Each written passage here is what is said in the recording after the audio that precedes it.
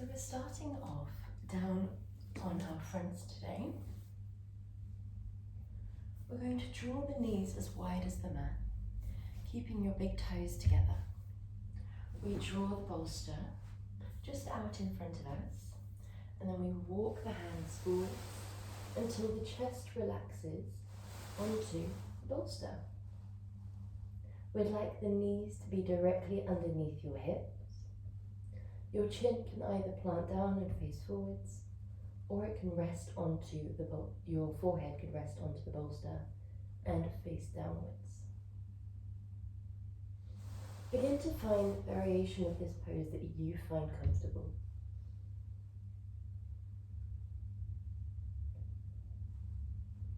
This is a very gentle Anahatanasana pose. The knees being wide makes it a little bit gentler.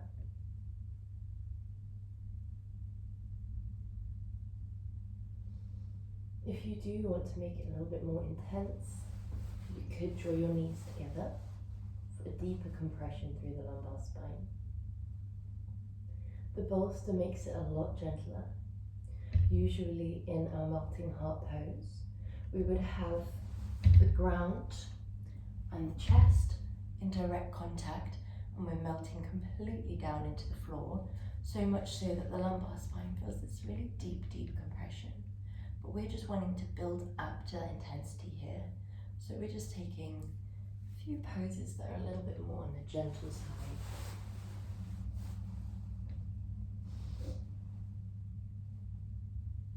We allow a complete melting down of all of the muscles in the body.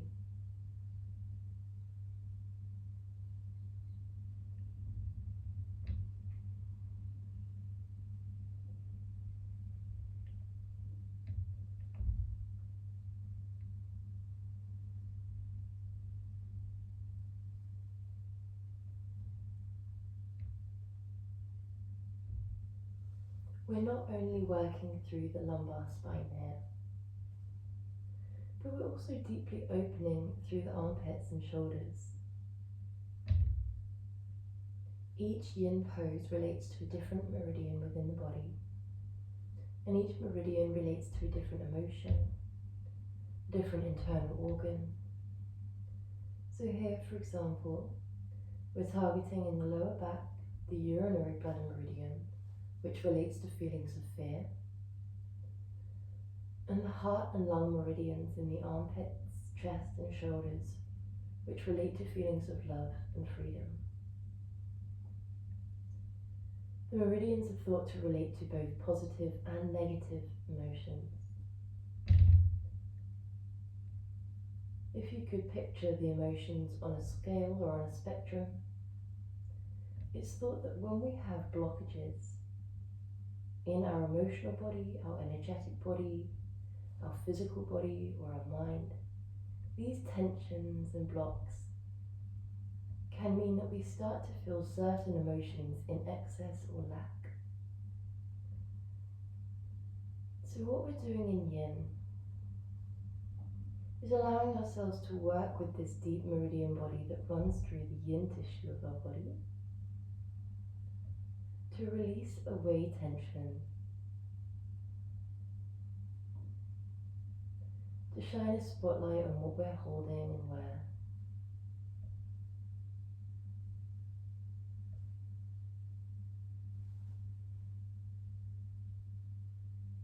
And to encourage flow of prana through the energy body. When you're ready, we're going to roll back with the hips until we come into a regular child's pose. But we'd like to have the bolster or pillows, if we're using pillows, still out in front of us. So the back gets this lovely relaxation, a lovely flexion forwards, a nice counter pose for the spine, but the armpits are still being stretched here.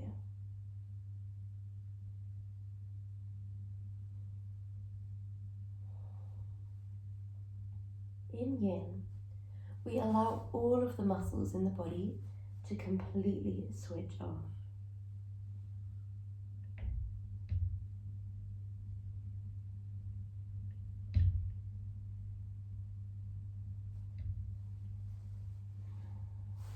When we allow the muscles to switch off, that stretch response is often protecting the deep tissues of the body in day-to-day life. It can stop these deep tissues from being underused. Often the joints, the ligaments and tendons, they're all protected by the muscles contracting when we're doing impact movements or fast movements. But they do still need to be moved in a way they enjoy.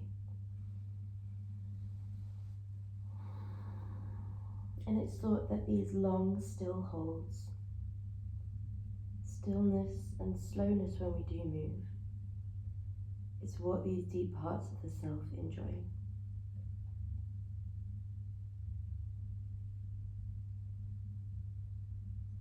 Often, when we do fully relax the muscles, every muscle in the surrounding areas, every muscle in the target area, every muscle in the face and shoulders, where we carry tension, it's thought that these sensations that can start off quite intense often dissipate into quite an enjoyable pose. Just observe the sensations as and when they arise.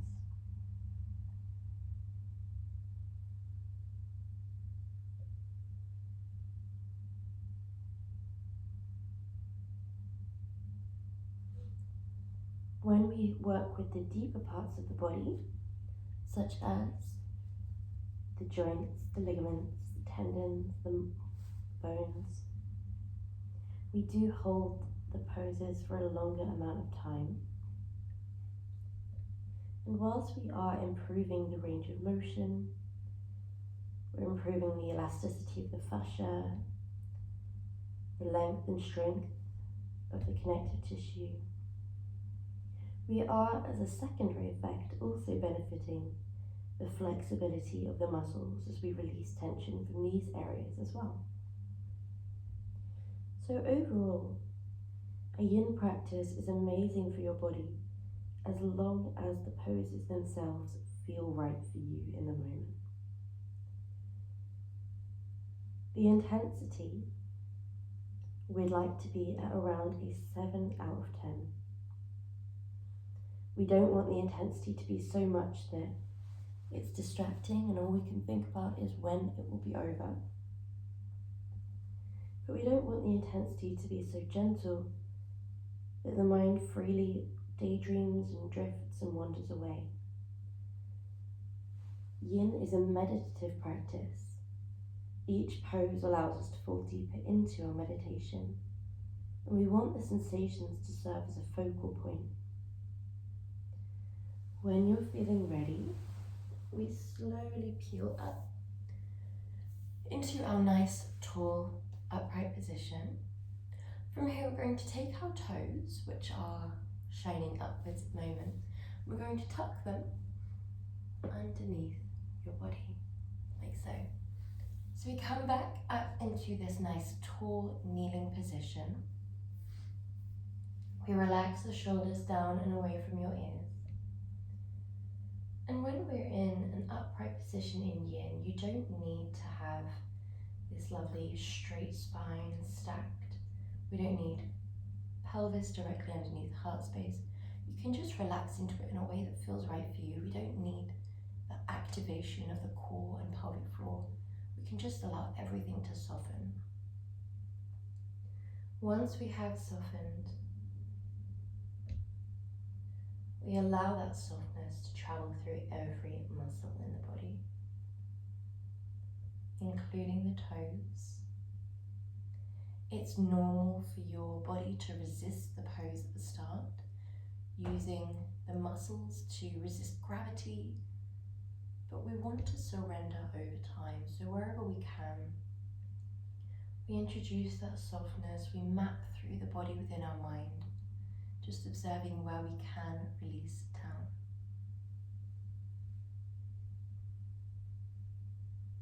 You'll know intuitively what is and isn't right for your body.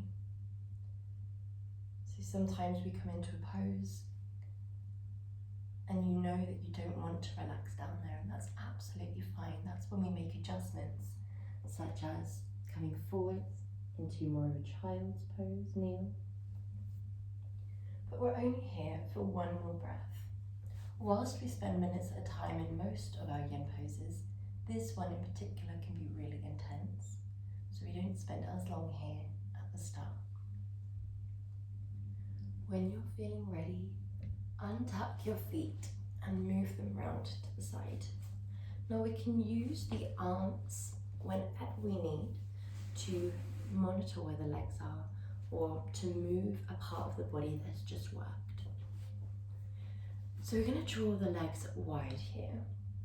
If you do have a bolster or pillows, then we're going to stack them upright in front of you here. So, drawing them out in front, we slightly tilt in and then relax the chest onto the bolster or pillows, and then relax your face, either down or forwards. If you're doing this without the restorative aspect, then it will look more like this. So yin traditionally is practiced without any props. Traditionally, we use the simplicity and the discipline of gravity, the hard ground, and the weight of the body, and they all come together to make your perfect version of your yin pose today. However, we always want that perfect balance between discipline and compassion. Yin is all about finding balance. We do want to allow the body to relax, which naturally progresses your depth, your range of motion, and your practice over time. But that progression comes from being, just allowing yourself to exist in the pose, in stillness, in silence. It doesn't come from that place of pushing ourselves forwards and doing. The reason we allow the body to come into this state of stillness isn't just because we know that the body likes it. The body can increase lubrication in the joints, density in the bones, elasticity in the connective tissue and fascia. But it's also because we know that the state of the body can affect the state of the mind. For example, if we're hungry, we know that the mind can become agitated. If the body is cold and therefore tense, the mind can also become tense. If the body is uncomfortable in any way, the mind can also be uncomfortable. We know that the state of the mind affects the state of the body.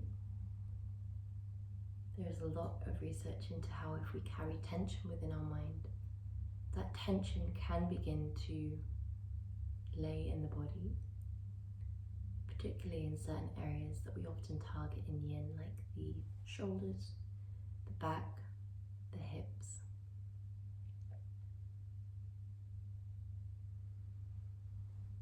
We know that when we're anxious in the mind, the body can become jittery. So we're just taking what we understand about how our energy and our mind affects the body and breath, and how the body and breath affects the energy in the mind. And we're taking the parts that we can control more easily. For example, it's difficult to tell the mind to be relaxed and expect it to be relaxed. But it's easier for us to bring the body into a state of relaxation where we allow stillness. We allow the body to surrender with gravity. We allow it to be heavy. And we allow that stillness most of all. And in time, we know that the mind will follow. We place no pressure on when it arrives there.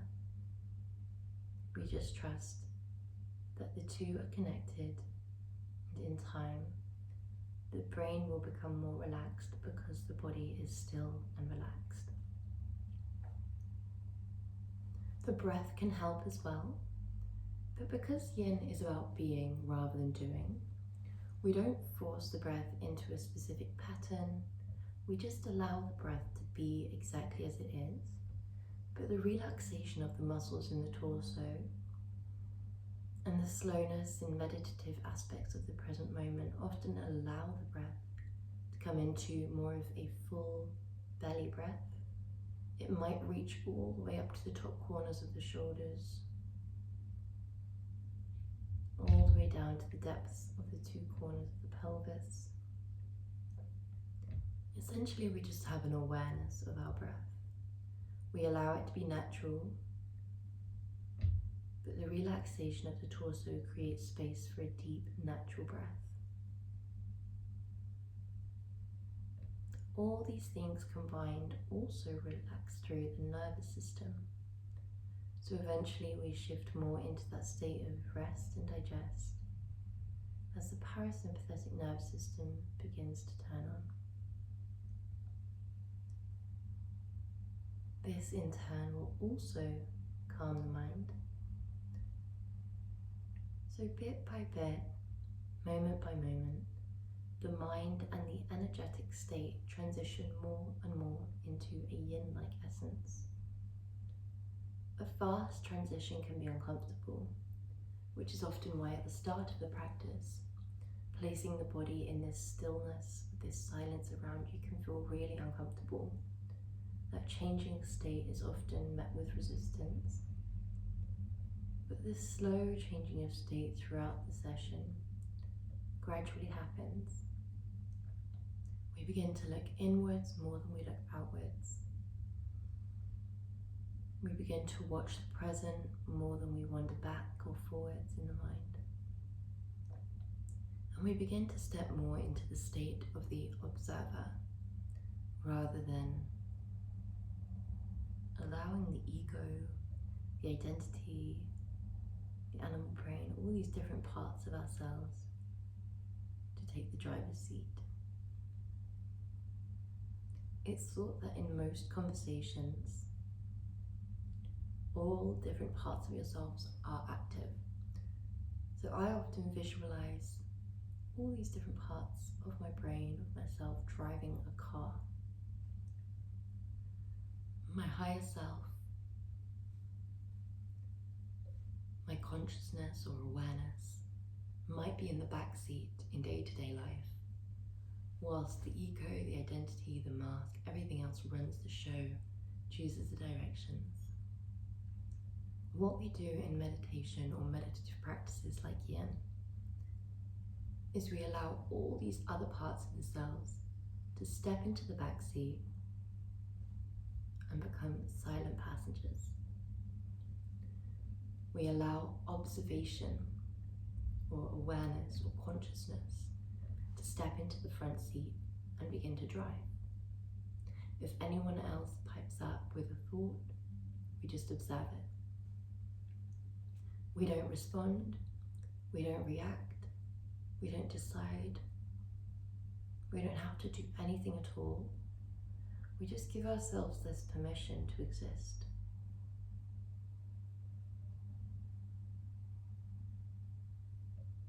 We exist as if we're a silent observer watching strangers talking. Each time we allow a thought to arise, whether it's a deep held thought that we hold in our body and we've released it back into our mind, whether it's a habitual thought that occurs quite frequently, whether it's a thought that seems particularly random, maybe it's just floated in from nowhere. No matter how heavy or light a thought feels, no matter how attached or non-attached a thought feels, we allow ourselves to view all of them in the same way. Separate from us, we are simply the one watching. The thoughts don't reflect anything on who we are. We are just the silent observer, separate from the brain, separate from the body, just here to learn in the present. We allow ourselves to observe thoughts with compassion, understanding. This doesn't mean we need to accept and relate to them. It just means that we observe them without judgment. We don't push them away, but we also don't accept them in and attach meaning to them. We don't carry the conversations forwards, and we don't trace the conversation backwards to work out how we got here. We just allow thoughts to exist. I often visualize thoughts in front of me, as this can help create a bit of separation, not detachment, but just non-attachment from the thought. It helps the thoughts that are already quite heavy feel a little bit less heavy. We allow thoughts to just exist once we've observed them, once we have wandered away from present momentness and observed the thought that we landed on. We allow ourselves to take a step back into present momentness, and the thought can just be there as part of our present moment. We don't interact with it. We don't push it away and aim for complete silence. We just observe.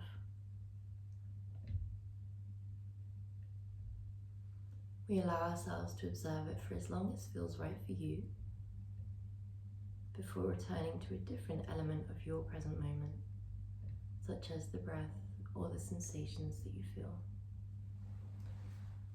When you're feeling ready, as slowly as you can, we're going to come up nice and tall.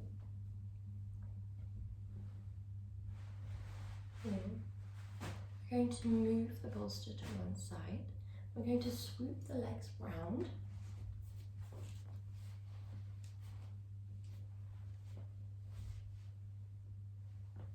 And lower down.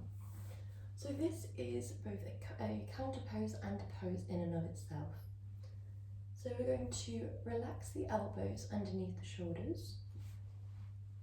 Relax the pelvis down. So the area that we've just targeted here is feeling less stretched, but it's still elongated. We could plant the palms down and come up into seal rather than Sphinx. In Sphinx, the elbows are down. In Seal, just the palms are down. In both, you can draw the arms further out in front to allow a gentler sensation through the lumbar spine. So, wherever we land, we'd like this heaviness through every muscle. And if we are in Seal, every muscle apart from the hands.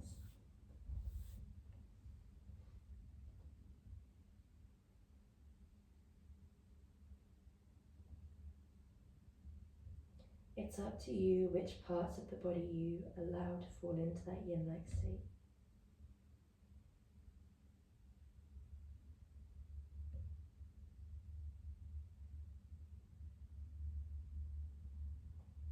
The more of the body we allow to relax, the easier it is for the energy and for the mind to follow suit.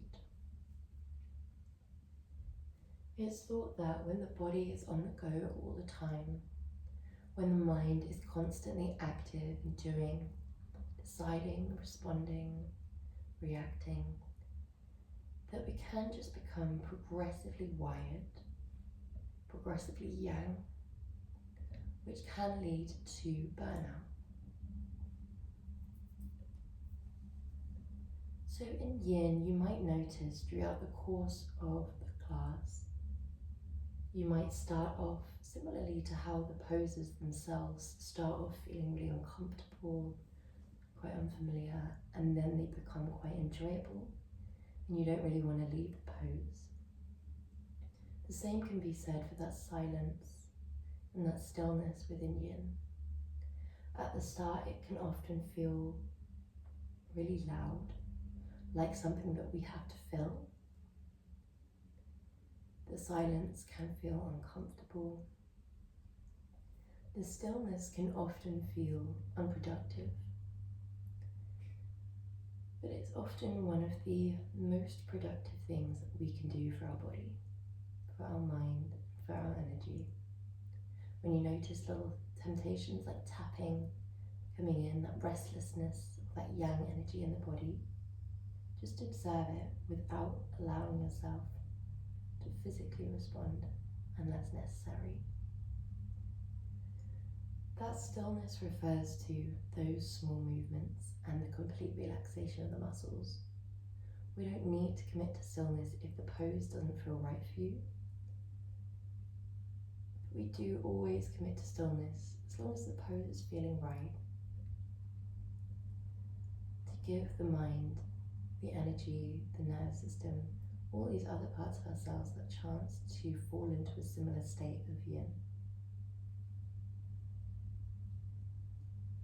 Because our day-to-day lives, the outside world, are often quite yang in nature,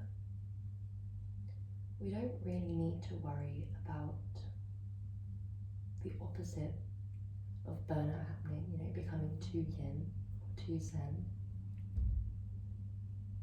Often, as soon as we leave the class, we draw straight back into the doing of life, the reacting, the responding. So we just allow ourselves as much opportunity in our yin class, to bring balance into our day, to bring balance into our energy body, and to show a bit of love to that yin side of our energy. It's not only amazing for the energy and for the body, but it's amazing for your cognitive function, your memory, your attention span also improve from this meditative practice. It's amazing for your mood, allowing yourself to come into this more yin-like state, the state of allowing and accepting. Because similarly to how when we release all resistance from the body, the pose suddenly becomes bearable and enjoyable, it's thought that similar can often be said for the mind itself. It's the resistance towards thoughts that makes them uncomfortable, the not aligning with the thoughts that makes them uncomfortable.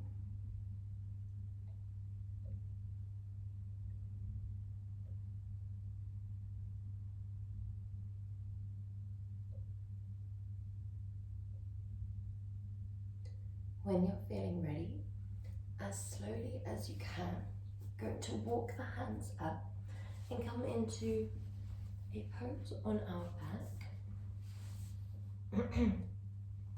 Slowly as you can, lower yourself down. Because we've just worked quite a lot through the back today, your back is likely to be sensitive.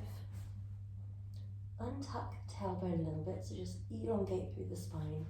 Draw your knees together and your feet wide, just for a counter pose. And we'll move into our final pose in just a moment. Allow a deep relaxation. Allow a release through your lower back.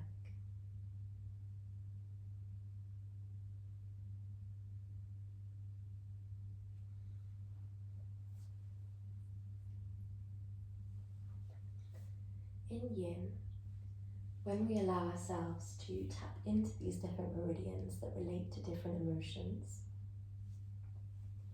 it's thought that things can begin to arise. Not necessarily a clear thought of what we hold and wear, but sometimes more of an energy or an essence or a feeling. Sometimes just a very subtle shift. We just allow our awareness to settle on those for a moment, become aware of those as and when they arise. We don't need to do anything at all with them, just observe. When you're feeling ready, we hook our left leg over the right leg's thigh.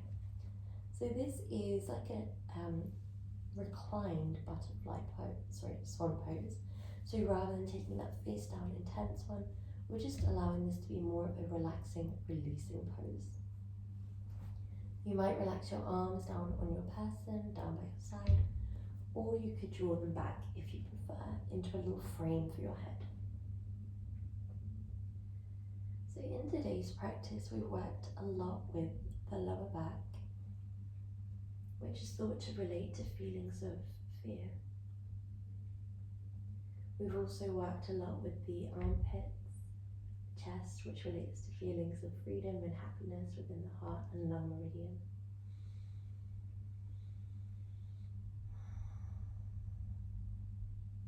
Here we're tapping into the stomach and spleen, liver and kidney meridians, which relate to feelings of letting go and release.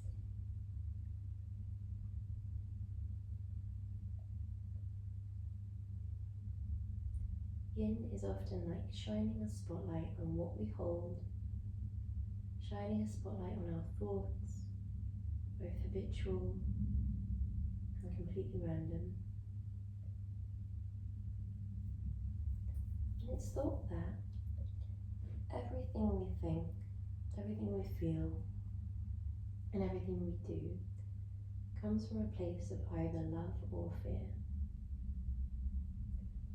So whilst we're tapping into the heart meridian, which relates to love, and we've been working on the urinary bladder meridian, which relates to fear, this can be a really nice place just to allow a complete silence, even if you found the rest of the session the mind has been wandering.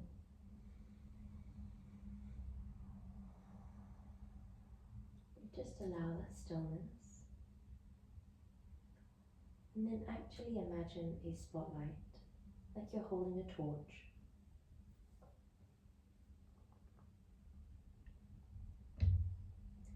Anything that arises, we shine our torch on it. We allow it to exist in stillness.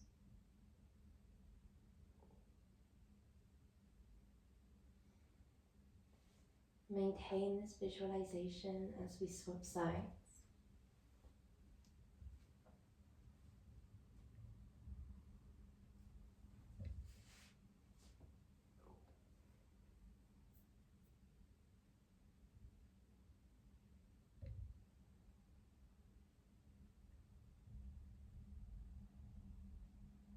Yin is all about just being observant, watching, learning, releasing, but not from a place of doing, just from a place of acknowledging. Once we acknowledge something exists within us, we release its control over us. Once we become aware, we have more power to choose.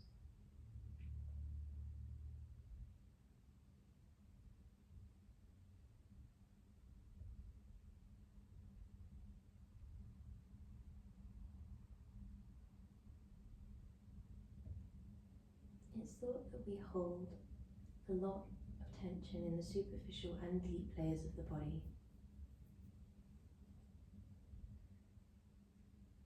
The things that we hold deep within our body might potentially have resided there for a long, long time.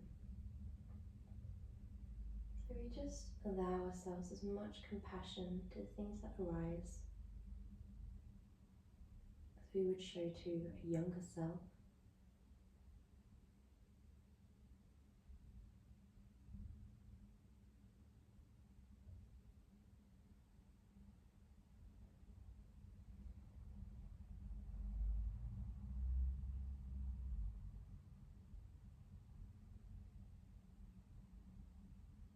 It's okay if your mind wanders.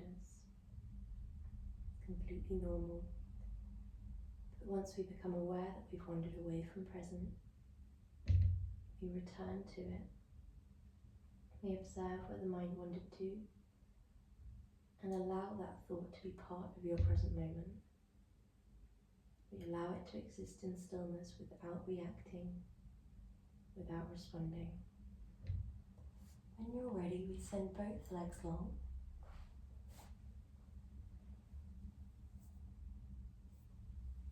You might draw the arms down by your side if they were behind you. And we just allow ourselves to come into our version of Savasana. Because we're releasing away tension from the physical body, both superficial and deep layers, we're creating more space for energy to flow through us. Because we're taking poses that stimulate specific meridians, this theory that derives from traditional Chinese medicine that a lot of practices base their work around, such as Tai Chi, acupuncture, reflexology, and Yin. Therefore, we're stimulating that energy movement. And this energy is thought to be flowing to us and through us at every given moment. We don't need to do anything actively from a place of doing to encourage more energy to come to us, because there is already an abundance. What Yin is about is releasing away the resistance that we had to that energy that flows to us. We're just allowing that energy. This energy is thought to bring with it a sense of well-being and balance. Some refer to the energy as consciousness itself, some refer to it as just universal love. Either way, we want to let it in, we want to let it flow through the body with ease, and every time we practice Yin, we're just working with that energy in unison with the body, unison with the mind, to allow this complete sense of balance and release. Release of control, release of tension, release of blocks. Just allowing yourself to return to your natural state. It's not about doing anything, it's about returning to a state of being and non-doing.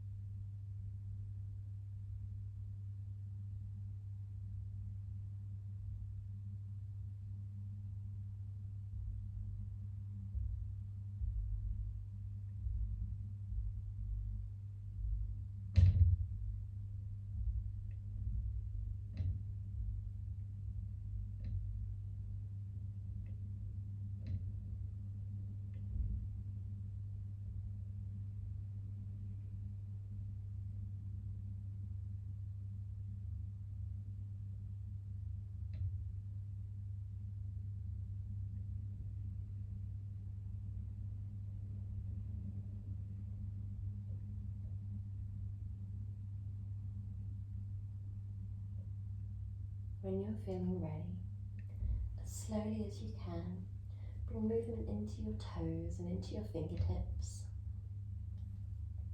into your wrists and your ankles, into your knees and your arms as you hug the legs in, and then roll onto one side, making your way up into a comfortable upright seated position. Namaste.